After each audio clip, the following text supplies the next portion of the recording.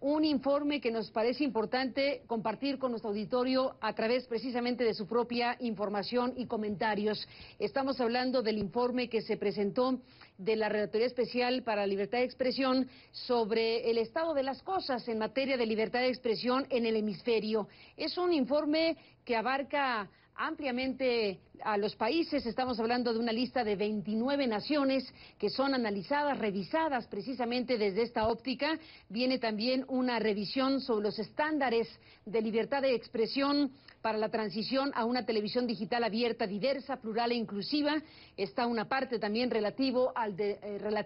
derecho al acceso a la información pública de las Américas y bueno, pues el tema de los órganos supervisores, el tema de su cumplimiento y un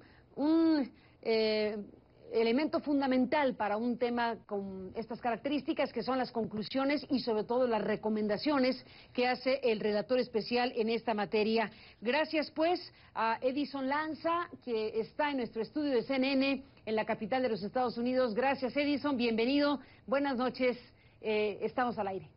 Buenas noches Carmen,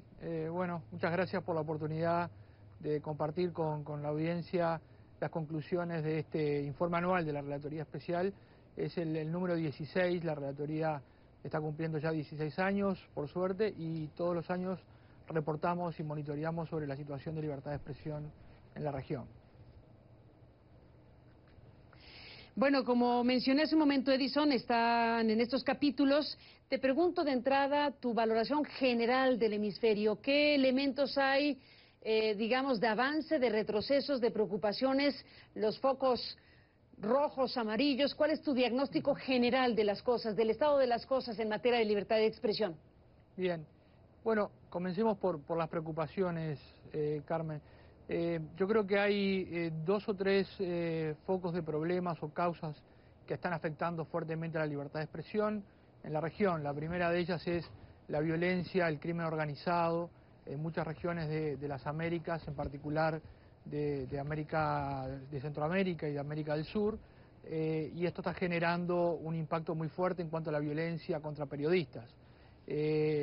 Lamentablemente 2014 fue un año récord en lo que va, digamos, de esta década, un año mortífero para los comunicadores y los periodistas. Registramos 25 asesinatos vinculados a personas que estaban ejerciendo la libertad de expresión y que fueron asesinados por informar a sus comunidades sobre lo que estaba sucediendo respecto al crimen organizado, a corrupción, respecto muchas veces a la colusión de poderes locales, gobiernos locales, muchas veces y el crimen organizado, y esto le costó la vida a todos estos periodistas, ¿no? Realmente una cifra altísima respecto, si lo comparamos a los últimos 5 años. Países como México, el lugar donde más asesinatos a periodistas y comunicadores, y no solo a ellos, también a personas que digamos, desarrollan libertad de expresión a través de las redes sociales. Registramos en 8 casos, incluso algún familiar de algún comunicador, un niño que falleció cuando uno de sus padres sufrió un ataque. También Brasil, Paraguay, Colombia, ¿verdad? Guatemala, Honduras, son países donde está muy presente esta situación, pero además de los asesinatos, más de 400 situaciones de amenazas, de hostigamiento, de agresiones a periodistas en toda la región, países donde no se han tenido que lamentar asesinatos, pero donde empieza a aparecer también la violencia a través de amenazas, a través de, digamos, hostigamientos, como el caso, por ejemplo, de Argentina. También tuvimos algún asesinato aislado en países como Perú, República Dominicana y El Salvador. Por lo tanto, la violencia, el crimen organizado y muchas veces la colusión con los poderes locales es uno de los problemas. El otro problema tiene que ver con situaciones de autoritarismo de Estado, ¿verdad? Y de diferentes formas de reducir el espacio público, el debate público, la crítica y reducir el papel de los medios, que deben desarrollarse en un ambiente de libertad, respetuoso de la libertad de expresión, para poder cumplir con la misión que cumple justamente la prensa y los periodistas en general, que tiene que ver muchas veces con el control, con el debate público, con la información, porque es un elemento clave para la democracia. Y ahí encontramos situaciones complicadas en países como Ecuador, con una ley, digamos, de medios, una ley de comunicación que tiene figuras muy amplias que permiten, de algún modo, sancionar a los medios de comunicación por sus contenidos en forma muy amplia, incluso hasta imponer información, le permite al Estado imponer información, y esto se ha aplicado extensivamente, esta herramienta, en el año 2014. Venezuela también un punto de preocupación muy grande. En 2014 las manifestaciones fueron, digamos, reprimidas, y uno de los, digamos, objetivos de esta represión estatal por parte de fuerzas policiales y militares fueron los periodistas. Más de un centenar, digamos, de casos de agresiones, de roturas de equipos, de detenciones, ¿verdad?, de periodistas, y a lo largo del año también situaciones graves como el uso del derecho penal para detener a periodistas, a dirigentes políticos que hacían uso del espacio público, del debate público, de su derecho a la libertad de expresión, en definitiva, en Venezuela, ¿verdad?, con casos de detenciones notorios, como el caso de algunos dirigentes políticos, y también, digamos, otra serie de instrumentos indirectos, como la escasez de papel, en fin, otra serie de amenazas que han ido determinando un sucesivo cierre y desaparición de medios de comunicación independientes en Venezuela, ¿no? También en Cuba, digamos, tenemos que decirlo, registrar una serie de importantes de casos de detenciones muchas veces por breve lapso de tiempo, pero que fueron masivas, ¿no? Vinculadas a periodistas, a manifestantes, activistas, lo cual también preocupa y mucho en cuanto a la posible vigencia y a la posible, digamos, progreso de Cuba hacia un régimen de libertad de expresión. Y en tercer lugar, diría como un elemento emergente cada vez más presente en la región, la reacción del Estado frente a las protestas sociales, frente a los reclamos de la sociedad, y esto está sucediendo en todo el hemisferio, esa respuesta desmedida muchas veces en cuanto a, digamos, el poder de fuego que utilizan los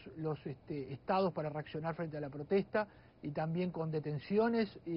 a periodistas, y esto está presente desde países como Estados Unidos,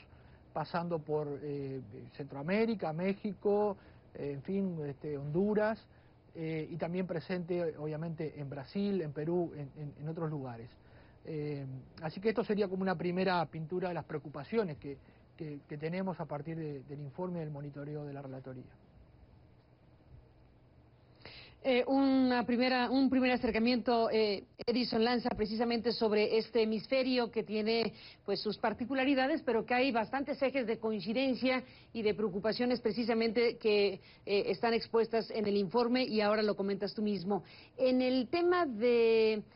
diseño de los sistemas mediáticos en la región, ¿qué observaciones o qué información podrías dar sobre el tema de la concentración de medios, de la propiedad y de las concesiones de medios de comunicación en figuras que efectivamente son altamente concentradoras y que no son precisamente las que favorecen ni la libertad de expresión, ni el pluralismo, ni la diversidad y la competencia? ¿Cómo anda el hemisferio en esta materia, Edison? Bueno, yo creo que el informe también recoge esta situación, y como bien decías, nosotros tenemos la impresión de que es un tema no resuelto aún en la región, pese a que, bueno, estamos justamente en los albores de un cambio tecnológico muy profundo para los medios de comunicación, pero la región ha carecido históricamente de organismos reguladores independientes, autónomos, y independientes tanto del poder político como del poder económico, y eso ha determinado que a lo largo de estas últimas décadas se hayan, digamos, conformado grupos mediáticos muy concentrados en diversos países de la región, ¿no? Esto está presente en casi toda la región, yo diría, en cuanto a el sector privado comercial, ¿no? Esto, digamos, agravado por la inexistencia o la debilidad de los medios públicos, ¿verdad?, que en muchos países se han desarrollado tardíamente y no tienen la suficiente, digamos, tampoco autonomía de los gobiernos ni el poder económico, digamos, para hacer una voz diferente, y la exclusión del sector comunitario de los medios de comunicación en muchos países. Esto se ha querido corregir a través de nuevas regulaciones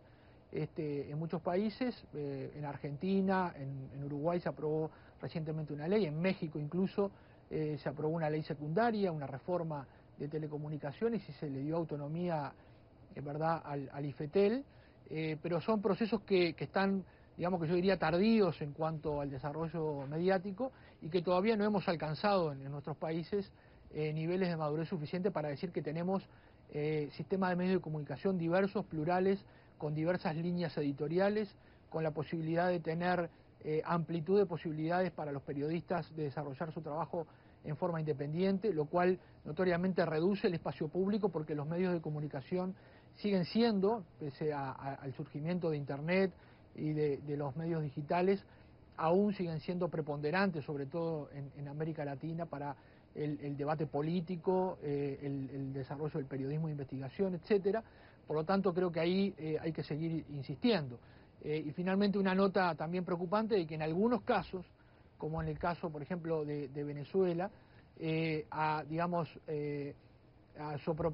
sobre texto de combatir la concentración de medios, a veces se generan verdaderas concentraciones de medios estatales, donde están realmente al servicio del gobierno y no al servicio del público y de las audiencias. Por lo tanto, creo que el panorama en este sentido es complejo, todavía es una materia que tenemos que trabajar y que tenemos que, proponer estándares para combatir la concentración en los medios de comunicación de América Latina, y por lo tanto el informe anual está reflejando esto, ¿no?, la falta muchas veces de diversidad y pluralismo en los sistemas mediáticos de la región.